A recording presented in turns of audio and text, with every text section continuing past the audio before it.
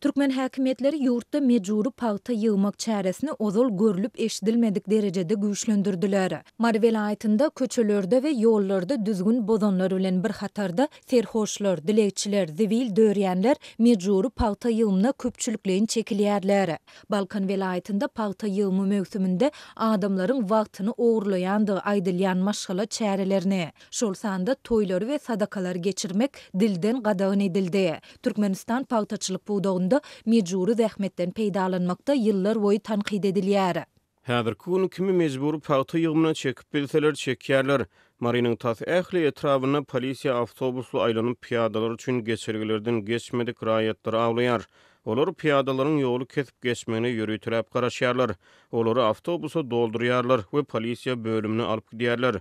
Bu ýerde 40 manat jerimäne tölemäge ýagdaý bolmadyk raýatlar 3 günlük paýta ýygmyna mejburi çekilýär.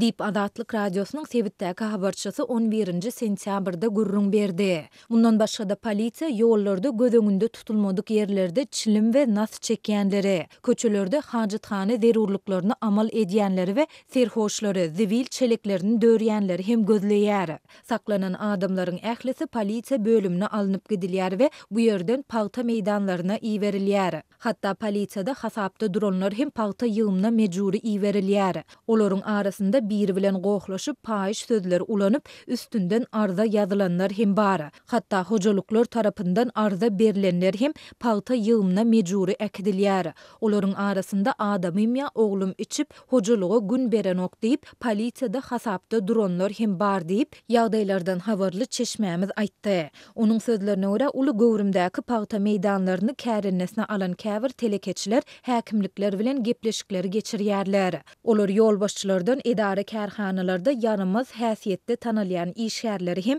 dürli bahanalar bilen paýta ýygmyna çekmek barada maslahat edýärler diýip çeşmämiz aýtdy. Balkanda habarçymyz we çeşmelerimiz Sebitiň paýta meýdanlarynda soňky 15 ýylda görülüp eşdilmedik derejede mejburi zähmetiň goşadyrnak içinde gaýnap joşýandygyny habar berýärler. Bereket Kızlarbat we Mawtumly etraplarynyň häkimetleri Sebitde toý sadakalaryny we beýleki maşgala çärelerini bermegi noýabryň bir neçe ýyl gadagyn etdiler. Diňe ölen adamlaryň maşgalalaryny agşam sagat 6-dan soň diňe gartaşan adamlary çagyryp belli gün sadakalaryny, ýagny merhumyň 3-nü, 7-sini, 40-ny we şoňa meňdeşleri bermäge ruhsat berilýär. Dip Sebitdäki habarçymyz 11 sentýabrda beren maglumatynda şoňa meňdeş gadagynçylygyň diňe koronavirus pandemiýasy döwründe bolandygyny, ýöne onuň geriminiň bu derejede bolmandygyny hem aýtdy. Mundan başga da Gyzylarbatdaky uly toý mekanlarynyň gapylaryna häkimlik tarapyndan möhür goýuldy. Etrapdaky ony golay toýxana, restoran we kafe hem ýapyldy. Ýagdaýlardan habarly çeşmämiziň tasdiklamagyna görä, häkimligiň wekilleri esasanam toý mekanlarynyň gulplary açylsa onda olara uly jerime tölediljekdi ýa-da toý zalynyň ýapyljakdygy barada haýwat atdylar. Sebitdäki uly toý mekanlarynyň bir näçesi onlarça işgärini 2 aýlyk işden boşatdy. Bu işgärler mejburi paýta ýygmyna uğradyldy diýip habarçymyz aýtdy. Ada agzalan etraplaryň häkimetleri paýta ýygmy mövsümi tamamlanýança sebitleriň daýhan bazarlaryny hem akşam saat 9-a çenli ýapyk saklamagy dilden buýurdular. Bazarlar diňe giýje işlemeli edildi. Bereketde we Gyzlarbatda hususy mikroawtobusu ýa-da traktory bar bolan raýatlarda ýerli häkimetleriň basyşlaryna sezewar edilýärler. Olardan hususy ulaglaryny büdjetçileri paýta ýygmyna gatnatmak talap edilýär. Dip çeşmämiz aýtdy. Häkimet wekilleri ilanta dilden berýän maglumatlarynda 27 sentýabrda bellenilejek garaşsyzlyk gününe çenli welaýat paýta planynyň azyndan 60 göterim ýerine ýetirilmelidigini aýdýarlar. Balkanlaryň ençemesi häkimetleriň bu çärelerini Stalin döwrüniň zulmuna meňzedip paýtanyň gamçy bilen ýygdyrylýandygyny aýdýarlar. Adatlyň bu ýagdaýlar barada ýerli häkimetler bilen telefon arkaly habarlaşyp kommentari almak synanşyklary oňy netije bermedi. Bu aralykda garaşsyz neşir Türkmenistanyň kronikasy Türkiýeden deport edilen we Lewap welaýatynyň Farab etrawyndaky karantin zolugynda saklanýan türkmenistanlaryň hem mejburi paýta ýygmyna çekilýändigini habar berýär. Indi bu adamlar polisiýa we medisina işgärleri bilen birlikde paýta ýygmagy iýerler. Olaryň meýdanyna 10 gün işçilerinden soň karantin döwrüni dolu tamamlandyklary barada resmi nama bermegi we boşatmagy wada berýärler. Günnelik ýygylmaly paýta hasyly 40 kilogram. Ýurda dolanan migrantlara bu işler üçin hak tölenmeýär.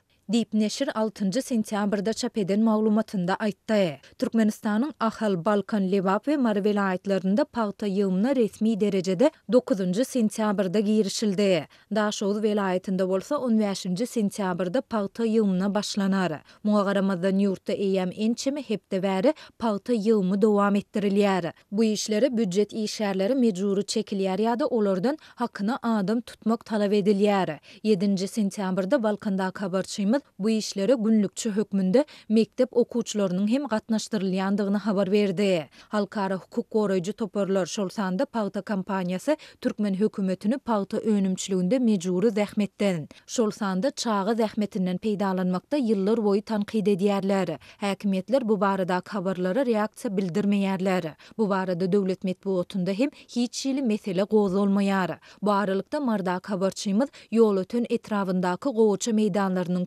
köpüsini paýta derek ýandygyny we haşal otlaryň basyp durandygyny görse bolýandygyny habar berýär. Ýeri kärennesini alan telekeçiler suw asla ýok diýip şu ýyl bergili çykmakdan alada galýarlar diýip habarçymyz aýtdy. Türkmenistanda şu ýyl ýurt boýunça 580 000 hektar meýdandan 1 250 000 tonna paýta hasylyny almak gözüňünde tutulýar.